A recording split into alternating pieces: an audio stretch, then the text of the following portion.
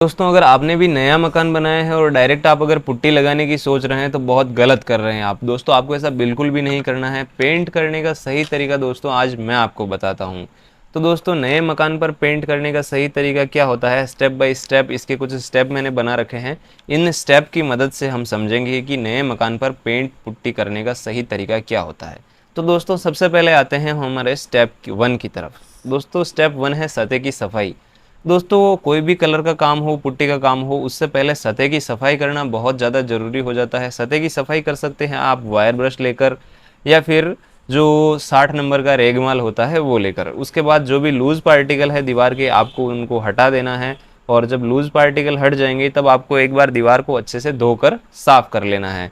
जब आप अपनी दीवार को धोकर अच्छे से साफ़ कर लोगे उसके बाद उसको दीवार को 1 से 2 दिन के लिए सूखने के लिए छोड़ देना है ताकि अंदर की सारी नमी सूख जाए। इसके बाद दोस्तों आपको लेना है सेकंड स्टेप। सेकंड स्टेप में दोस्तों आपको अपनी जो मिजनरी वाल है यानी प्लास्टर वाली दीवार है उसके ऊपर एक कोट प्राइमर करवाना है। जी हाँ, बिल्कुल सही सुन रहे हैं आप, आपको एक कोट वॉल प्राइमर करवाना ही है। आपको मैं इसका रीज़न बता देता हूँ। कुछ प्राइमर होते हैं वो एल्कली रेजिस्टेंस होते हैं। एल्कली रेजिस्टेंस प्राइमर क्या होता है कि जैसे आपकी दीवार में नमक की शिकायत है तो वो ये एल्कली होता है, तो इसके रेजिस्टेंस में प्राइमर लगता है तो आपका जो पेंट है उसकी लाइफ ज़्यादा हो जाती है। ठीक है। उसके बाद दोस्तों हमारा थर्ड स्टेप आता है वॉल पुट्टी।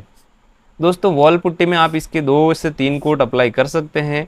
वॉल पुट्टी करने से दोस्तों आपको ध्यान रखना है, अगर आप इसका एक कोट हॉरिजॉन्टली लगा रहे हो तो दूसरा कोट वर्टिकली लगाना है। ठीक है। और उसके बाद में आपको क्या करना है दोस्तों, जब इसका फर्स्ट कोट अप्लाई होगा तब इसकी हल्की सी सैंडिंग करनी है। जब आप इसकी हल्की सी सैंडिंग करोगे तो इसके ऊपर जब पुट्टी अप्लाई करते हैं तो कुछ छोटी छोटी ऐसे लाइंस बन जाती है, तो वो लाइंस होगी वो उसकी सैंडिंग हो जाएगी।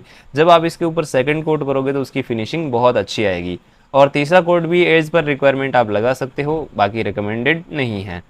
दोस्तों स्टेप 4 की तरफ बढ़ते हैं। स्टेप 4 है हमारा पुट्टी की सैंडिंग। दोस्तों ये बहुत ही इंपॉर्टेंट स्टेप होता है।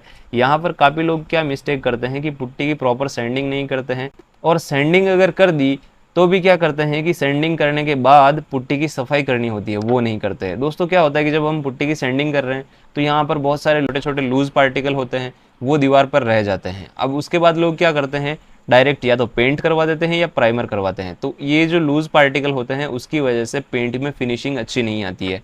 और फिर अगर आप कोई महंगा पेंट इस्तेमाल कर रहे हो तो ये सारे के सारे लूज़ पार्टिकल उसमें दिखाई देते हैं और पूरी ऐसी तैसी हो जाती है। तो दोस्तों आपको ऐसा बिल्कुल भी नहीं करना है। पुट्टी की जब आप सैंडिंग करेंगे तो इसके लिए आप 320 नंबर रेगमाल ले सकते हैं, उसकी मदद से आप सैंडिंग कर सकते हैं। जब इसकी सैंडिंग कंप्लीट हो जाए तब दोस्तों आपको सूती कपड़ा लेना है और सूती कपड़ा अपनी दीवार पर मारकर वहाँ से सारे के सारे लूज पार्टिकल को हटा देना है। दोस्तों काफ़ी लोग क्या करते हैं, ब्लोअर मारते हैं, लेकिन ब्लोअर से क्या होता है कि गाइज वो हटता नहीं है। तो आपको ब्लोअर नहीं मारना है और आपको सूती कपड़े से ही उसको साफ करना है। दोस्तों आगे बढ़ते हैं। फिर आता है हमारा नंबर 5 वॉल प्राइमर। दोस्तों वॉल प्राइमर आपको पुट्टी की सैंडिंग और क्लीनिंग होने के बाद एक कोट वॉल प्राइमर का अप्लाई करना है। ठीक है। जब ये वॉल प्राइमर आप अप्लाई करेंगे, जब हमने यहाँ पर वॉल प्राइमर अप्लाई किया था तो उसकी प्रॉपर्टीज़ क्या थी, वो एल्कली रेजिस्टेंस था। ठीक है। और जब हम यहाँ पर वॉल प्राइमर अप्लाई कर रहे हैं तो ये हम क्यों कर रहे हैं, ये पेंट की अच्छी फिनिशिंग के लिए कर रहे हैं। ये हमने पुट्टी की मजबूती के लिए किया और ये हम पेंट की अच्छी फिनिशिंग इसी की वजह से आएगी। तो वॉल प्राइमर का आपको एक कोट करना है। और दोस्तों सवाल आता है कि प्राइमर कौन सा इस्तेमाल करना है। अगर आप कोई महंगा पेंट इस्तेमाल कर रहे हो तो आपको oil base wall primer use करना है, और अगर आप कोई मीडियम रेंज का पेंट इस्तेमाल कर रहे हो तो आप वाटर बेस प्राइमर भी यूज़ कर सकते हो। दोस्तों उसके बाद आता है हमारा फाइनल स्टेप। वैसे तो दोस्तों अगर हमने ये सारे स्टेप कंप्लीट फॉलो किए हैं तो फाइनल स्टेप कोई इतना हार्ड एंड फास्ट नहीं है। वैसे तो ये कंप्लीट एक टॉपिक है, लेकिन इसके ऊपर बाद में चर्चा करेंगे क्योंकि ये वीडियो बहुत लंबा हो जाएगा। तो दोस्तों पेंट का 2 कोट आपको इसके ऊपर करना है। इसमें भी मैं आपको थोड़ी सी जानकारी दे देता हूँ। अगर आप कोई महंगा पेंट लगा रहे हो तो हमेशा उसको फोम रोलर से फिनिशिंग देना है, और अगर आप कोई मीडियम रेंज का पेंट लगा रहे हो तो आप उसको कॉटन रोलर या फिर जिसको पैटर्न रोलर भी बोला जाता है उससे भी आप फिनिशिंग दे सकते हो। तो दोस्तों ये होता है एक नए मकान को पेंट करने का कंप्लीट प्रोसेस।